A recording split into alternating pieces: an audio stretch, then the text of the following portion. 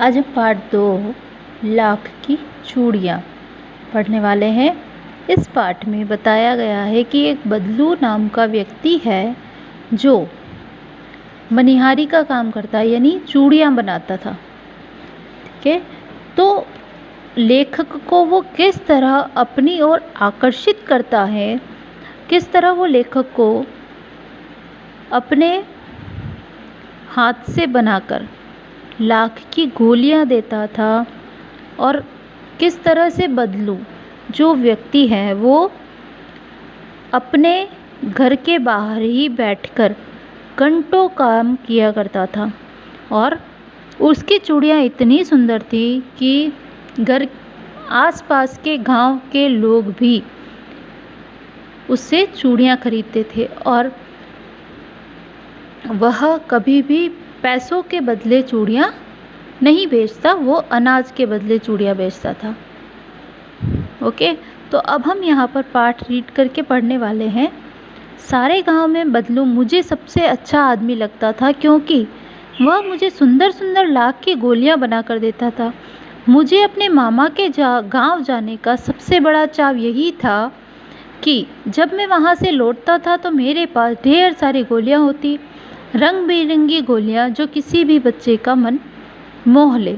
इसका अर्थ है कि जो लेखक है वो बचपन की यादों के आधार पर जब अपनी मामा के घर जाता था तो वहाँ पर बदलू जो है वह व्यक्ति अच्छे स्वभाव वाला था, और वह लेखक उनके पास जाकर ढेर सारी रंग बिरंगी गोलियाँ लाता था।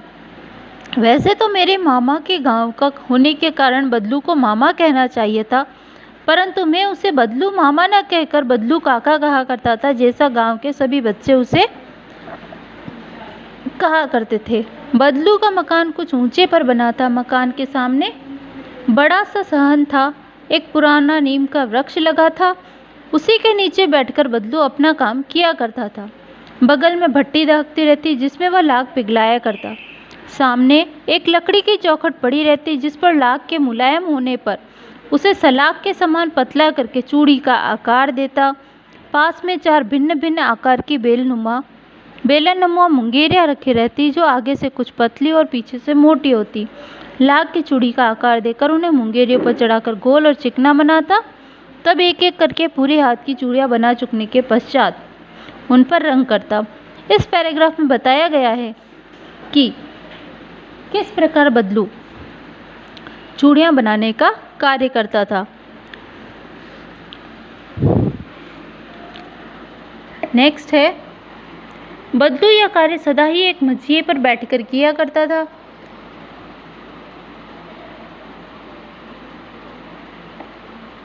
जो बहुत ही पुरानी थी। बगल में ही उसका हुक्का रखा रहता जिसे वह बीच बीच में पीता रहता। दोपहर का समय अधिकतर बदलू के पास बीतता। मुझे लला कहा करता और मेरे पहुंचते ही मेरे लिए तुरंत मचिया मंगा देता।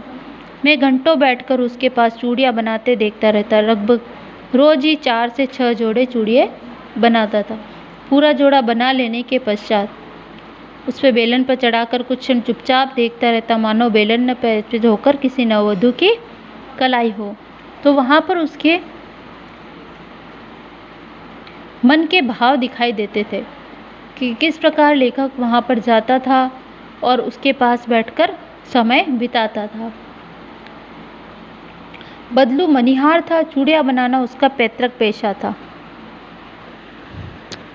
चूड़ियाँ बनाना उसका पैतृक पेशा था और वास्तव में बहुत सुंदर चूड़ियाँ बनाता था। उसकी बनाई हुई चूड़ियाँ की खपत बहुत थी। गांव में तो सभी स्त्रियां चूड़ियाँ पहनती थी। आसपास के गांव के लोग भी उससे चूड़ियाँ ले जाते थे, परंतु स्वभाव से बहुत सीधा था। मैंने कभी भी उसे किसी से झगड़ते नहीं देखा। हाँ, शादी विवाह के अवसर पर जिद पकड़ लेता। जीवन भर चाहे उससे मुफ्त चूड़ियाँ ले जाए, परंतु विवाह के अवसर पर वह सारी कसर निकाल लेता। आखिर सुहाग के जोड़े का महत्व ही होता है। मुझे याद है मेरे मामा के यहाँ किसी की लड़की के विवाह पर जरा सी किसी बात पर बिगड़ गया, फिर उसको मनाने के लिए लोहे लग गए, यानी बहुत मुश्किल से वह माना। विवाह में इसी जोड़े का मूल्य इतना बढ़ जाता था कि उसके लिए घरवाली को सारे वस्त्र मिलते, ढेरों अनाज, उसके लिए अपने लिए पगड़ी और रुपए। तो विवाह के अवसर पर वह अपनी पूरी मेहनत की कमाई लेता था।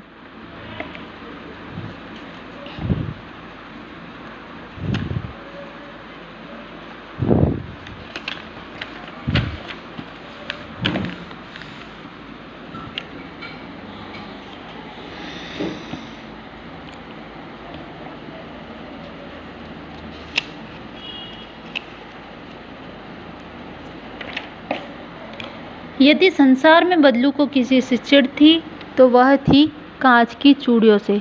यदि किसी भी स्त्री के हाथों में उसे कांच की चूड़ियां दिख जाती तो अंदर ही अंदर कुट जाता और कभी कभी तो 2-4 बातें सुना देता। उसको कांच की चूड़ियां बिल्कुल पसंद नहीं थी। मुझसे वह घंटों बातें किया करता, मेरी पढ़ाई के बारे में पूछता, कभी मेरे घर के बारे में, कभी यूं ही शहर के जीवन के बारे में। मुझसे तो घंटों बातें किया कर। उससे कहता कि शहर में सब कांच की चूड़ी पहनते हैं, तो वह कहता शहर की बात और है लल्ला, सब कुछ होता है वहाँ तो औरतें अपने मर्द का हाथ पकड़कर सड़कों पर घूमती हैं, फिर उनकी कलाइयाँ नाजुक होती है, लाख की चूड़ियाँ पहने तो मोच आ जाए। वो व्यंग्य कर रहा था। कभी कभी बदलू मेरी अच्छी खासी खातिर करता। जिन दिनों उनकी गाय के दूध होता मेरे लिए मलाई बचाता।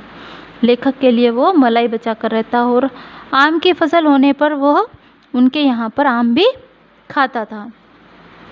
परंतु इन सब बातों के अतिरिक्त जिस कारण मुझे अच्छा लगता, रोज मेरे लिए 1-2 गोलियां बना देता था।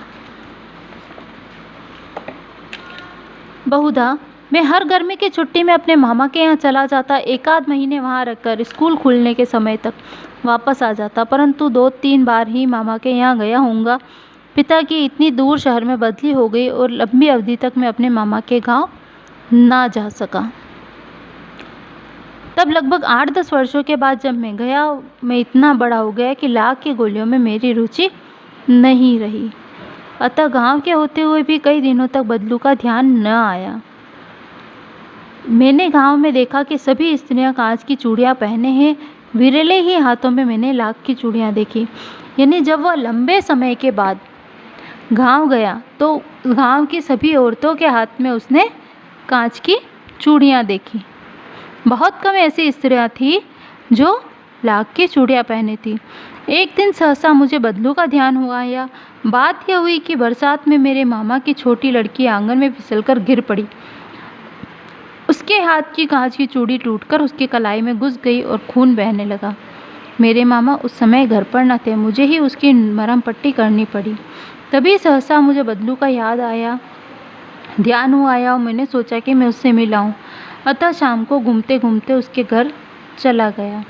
बदलू वहीं चबूतरे पर नीम के नीचे एक खाट पर लेटा था। ठीक है। जब उसको याद आया कि यहाँ पर एक बदलू नाम का व्यक्ति रहता है तो वह उसे मिलने चला गया। आजकल काम नहीं करते काका? मैंने पूछा। नहीं लल्ला, काम तो कई साल से बंद है। मेरी बनाई हुई चूड़ियाँ कोई पूछे तब तो। गांव में कांच का प्रसार हो गया है। कुछ देर चुप रहा, फिर बोला, मशीन युग है नहीं है लल्ला, आजकल सब काम मशीन से होता है। खेत भी मशीन से जोते जाते। फिर जो सुंदरता कांच की चूड़ियों में है, लाख में कहाँ संभव है। लेकिन कांच बड़ा खतरनाक होता है, बड़ी जल्दी टूट जाता है, मैंने कहा। यानी लेखक ने भी अपने विचार कांच की चूड़ियों के बारे में वहाँ पर प्रकट किए। नाजुक तो फिर होता ही है लल्ला, कहते उसे खांसी आ गई। देर तक वह खांसता रहा। मुझे लगा उसे दमा है। अवस्था के साथ साथ उसका शरीर ढल चुका था। उसके हाथों और माथे पर नसें उभर आई। जाने कैसे मेरी शंका उसने भांप ली और बोला, दमा नहीं है मुझे, फसली खांसी है, 1-2 महीने से आ रही है। 10-15 दिन में ठीक हो जाएगी। उसकी अवस्था को देखकर वह बहुत दुखी हो रहा था। आम की फसल अब कैसी है काका? कुछ देर पश्चात मैंने बात का विषय बदलते हुए पूछा। अच्छी है लल्ला, बहुत अच्छी है, उसने लहक कर उत्तर दिया और अपनी बेटी को आवाज़ दी, अरे रजो, लल्ला के लिए आम तो ले आ। फिर मेरी और मुखातिब होकर बोला, माफ़ करना लल्ला, मैं तुम्हें आम खिलाना भूल गया। नहीं काका, आम तो इस साल बहुत खाए। वाह वाह, बिना आम खिलाए कैसे जाने दूँ तुमको। मैं चुप हो गया। मुझे वो दिन याद हुआ है जब यह मेरे लिए मलाई बचाकर रखता था। गाय तो अच्छी है ना काका, मैंने पूछा। गाय कहाँ है लल्ला, 2 साल हुए बेच दी, कहाँ से खिलाता। इतने में रज्जो उसकी बेटी अंदर से एक डलिया से ढेर सारा आम ले आई। यह तो बहुत है काका, इतने कहाँ खा पाऊंगा। मैंने कहा वाह वाह, हंस पड़ा। शहरी ठहरे ना, मैं तुम्हारी उम्र का था तो चौगुने आम एक बखत में खा जाता था। आप लोगों की बात और है। मैंने उत्तर दिया अच्छा बेटी।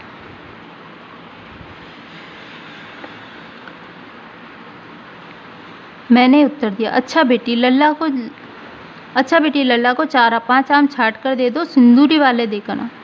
देखो लल्ला कैसे हैं, इसी साल यह पेड़ तैयार हुआ है। नए पेड़ के उसको लेखक को आम वह खिलाने लगा।